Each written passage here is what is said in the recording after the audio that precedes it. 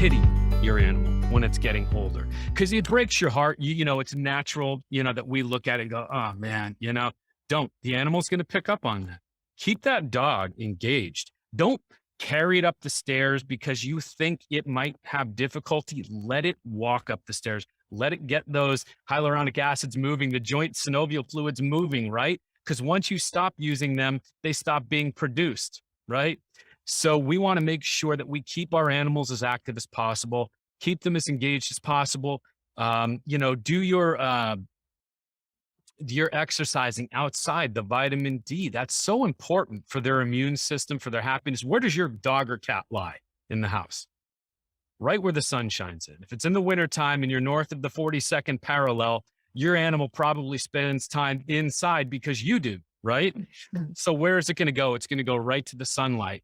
And that's a big one. So I would say to not pity the animal. I would say to make sure you're giving it raw food, proper supplementation and detox, because if you fed kibble for years, there's that plaque around the gut, and that prevents all of your nutrition from being absorbed properly into your body. And if your body isn't absorbing the nutrition, you're not getting healthier. Your animal isn't getting healthier, and you're not going to get stronger.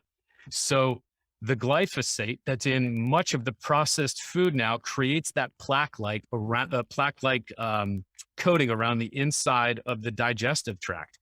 So where does that lead? If you're giving your animal a supplement that is powdered or, a tab or anything else, how is that animal absorbing any of that expensive supplement? It's not. You're getting pennies on the dollar back in for your investment. So, the reason we did things the way we did at Vital Pet Health and Vengeance is because we broke things down on a molecular level. So they went to work through the mucous membranes of the mouth.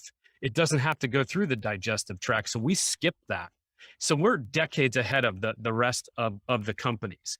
So the parting advice I would give to any of our, senior dog owners is try to keep things as, close to normal as possible, improving the diet, its supplementation, getting it in the vitamin D in the sunlight, making sure it has proper hydration, and just really not leaving anything left on the bucket list.